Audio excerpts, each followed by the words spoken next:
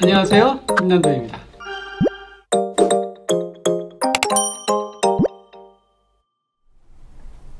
안녕하세요, 트렌드코리아TV 김난도입니다. 더 현대서울 인사이트 가지고 이야기하고 있는데요. 오늘은 세 번째 시간. 그동안 더 현대서울이 어떻게 성공을 거둘 수 있었을까? 7가지 비밀 중에서 첫 번째, 위기인식을 할 수 있었다. 크라이시스 리터러시가 있었다. 이거 지난 영상에서 말씀드렸고요. 두 번째는, 이거 아주 재밌는데요. 약점이 장점이 됐다 하는 일입니다. 저희가 이제 더 현대서울 가보시면 이게 공간이요. 그냥 우리가 알던 백화점하고 너무너무 다릅니다. 거기 5층을 보면 사운드 포레스트라고 정말 상점은 하나도 없고요. 전부 숲을 써놨어요. 1층이 백화점에서 가장 얼굴이고 가장 중요한 공간인데 그걸 1, 2층을 뻥 뚫어가지고 엄청난 폭포를 만들어 놨어요. 그리고 지하에 가보면 식품관이 항상 제일 밑에 있어야 되거든요. 근데 여기 제일 밑에 층에는 젊은 친구들이 왔다 갔다 하는 아주 새로운 개념의 상점들이 있습니다. 이러한 공간 배치는 그동안 백화점들이 가지고 있던 공간의 문법을 완전히 깼는데요.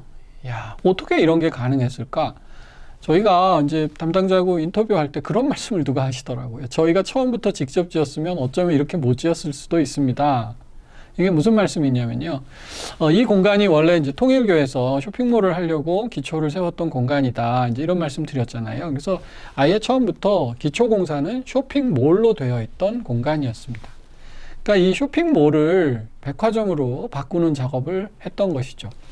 얼핏 생각하기에 뭐 쇼핑몰이 백화점이고 백화점이 쇼핑몰 아니야? 이렇게 생각하시는데 사실 몰하고 백화점은 많이 다릅니다.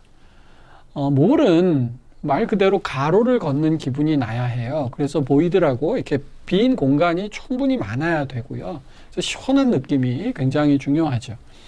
백화점은 우리 흔히 백화점에는 창문이 없다 이런 말 하잖아요. 바깥과 차단이 되는 이 폐쇄감 이런 것들이 굉장히 중요합니다. 그래서 롯데백화점 명동 본점 에베뉴엘이라는 곳이나 압구정동에 있는 갤러리아 명품관 이런 데 가보면 이렇게 방처럼 굉장히 폐쇄시켜 놨어요. 그래서 이제 백화점 주로 명품을 많이 파는 곳인데 이런 데 들어갔을 때 남과 이렇게 구별되는, 차별화되고 딱 차단되는 이제 그런 느낌을 줘야 되거든요. 그러니까 백화점은 이렇게 뻥뻥 뚫지 않습니다. 그러니까 몰하고 백화점은 굉장히 개념이 다른데 아예 이 몰로 짓기 위해서 막 1, 2, 3, 4층을 통으로 뚫고 그 천장에 천창이 있거든요. 그래서 햇빛이 들어와요. 그래서 백화점으로 쓰기 굉장히 안 좋은 공간인데 여기다가 백화점을 넣어야 했던 것이죠. 그러니까 담당자들은 굉장히 고민이 많았다고 해요. 또 쇼핑몰에서 이렇게 저쪽을 보면 저쪽으로 다 상점들이 보이고 해야 되는데 여기는 굉장히 곡선도 많고 기둥이 많고 그래서 시야를 가리는 곳도 많고요. 기존의 백화점의 공식대로 이렇게 쭉쭉 구획을 나눠갖고 여기는 무슨 브랜드 저기는 무슨 브랜드 이렇게 넣을 수가 없었다는 거죠. 대표적인 사례가 지하 2층과 지하 1층의 역전입니다. 보통 우리 이제 제일 밑에 층에 푸드코트나 음식점이 들어가요. 왜냐하면 음식점이 들어오면 거기 이제 조리하는 냄새라든지 이런 게 딴 층으로 번지면 안 되기 때문에요. 반면에 여기는 지하 1층이 메인 공간이었답니다. 그래서 지하 1층과 1층이 터져 있고 지하 1층이 가장 메인인. 그래서 층고가 높았다는 거거든요. 그래서 이걸 바꿀 수밖에 없었다 그래요. 그래서 지금처럼 지하 1층에 식품 F&B들이 쭉 들어오고 그리고 이제 트여있던 천정을 막아가지고 지금의 1층을 만든 거죠. 그리고 지하 2층은 이제 식품을 쓰지 못하니까 이제 새로운 브랜드들이 들어올 수밖에 없었는데, 이게 신의 한 수였던 거죠. 지하 2층이 아시다시피 지하철역과 연결이 됩니다. 여기에 주택에 계신 MZ세대 고객들은 물론 자기 차를 운전해서 오는 분도 많지만 지하철로 이동해서 오는 분들이 많은데요. 이런 분들이 지하철을 타고 IFC를 지나서 쭉 걸어 들어오면 제일 먼저 만나는 공간이 바로 지하 2층인 거죠. 그러니까 여기서 F&B를 만나지 않고 지금 이 친구들이 열광할 수 있는 This is Never That이라든지 Nice Weather라든지 이제 이런 새로운 브랜드들을 만날 수 있게 했다는 거죠. 사실은 이 층고의 문제를 해결하려고 할 수 없이 기존의 관례를 깼는데 이런 관례를 깬 것이 백화점 측에는 오히려 신의 한 수가 됐다. 이렇게 얘기할 수 있겠죠. 상품 구성에서 약점은 더욱 큰 장점이 됐습니다.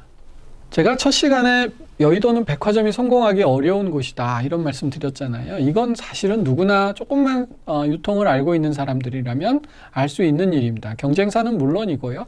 백화점에 입점해야 되는 MD라고 부르죠. 그 브랜드들, 임차인들 입장에서도 야, 저기 들어가면 장사가 되겠니? 하고 입점을 꺼려하는 이제 그런 브랜드들이 굉장히 초기에 많았다고 그래요. 그래서 여기를 설득해 나가는데 설득이 안 되는 브랜드들이 많으니까 오히려 이제 신규로 새로운 브랜드를 개발했어야 되는 거죠. 그래서 더현대서울에는 다른 백화점에는 들어가지 않는 새로운 신규로 찾을 수 있는 브랜드들이 대거 입점을 하게 됐다. 이것도 사실은 애초부터 기획했던 것이라기보다는 입점을 섭외하는 과정에서의 어려움을 극복하는 과정에서 나온 것이었다. 특히 이 시기는 엄중한 팬데믹 시기였습니다. 거의 해외여행이 불가능했기 때문에 외국의 MD들을 입점시키려면 여기 임직원들이 출장을 가서 협의를 하든지 거기서 이제 여기 답사를 오든지 이렇게 이제 서로 봐야 되는데 그게 불가능했다는 거죠. 그래서 할 수 없이 이제 국내에 알려지지 않은 대신 MZ세대가 열광할 수 있는 브랜드들을 열심히 입점을 모색했다는 거예요. 그러니까 이제 이런 노력들이 오히려 약점이었는데 큰 장점으로 작용하게 된 그런 사례라고 할 수 있겠습니다. 1층의 경우에도 흔히 이제 우리 백화점을 에루샤라고 표현하는데요.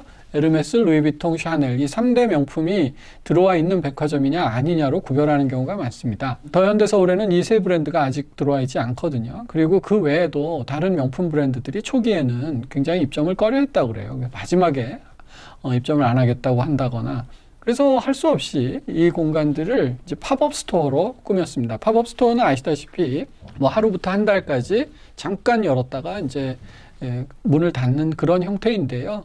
이런 팝업 스토어들이 또 한 번 신의 한 수가 된 거죠.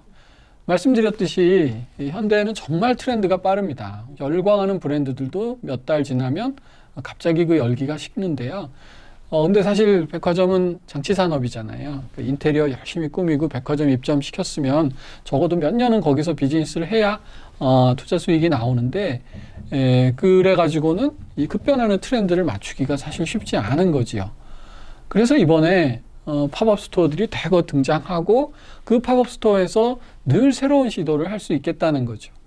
우리 백화점 갈 때마다 맨날 똑같은 구조로 되어 있으면 지겹잖아요. 근데 이곳은 언제 가더라도 새로운 시도와 새로운 팝업을 볼 수 있으니까요. 굉장히 트렌드 대응 역량을 극도로 높일 수 있었다 하는 것입니다. 그래서 이런 여러 가지 약점들이 오히려 큰 강점으로 작용하는 시대를 맞았다는 거죠. 근데 이것은 우연이 아닙니다. 참 거기가 운 좋게 그렇게 됐다라는 것이 아니고 제 생각엔 이런 현상이 굉장히 일반론화하고 있다.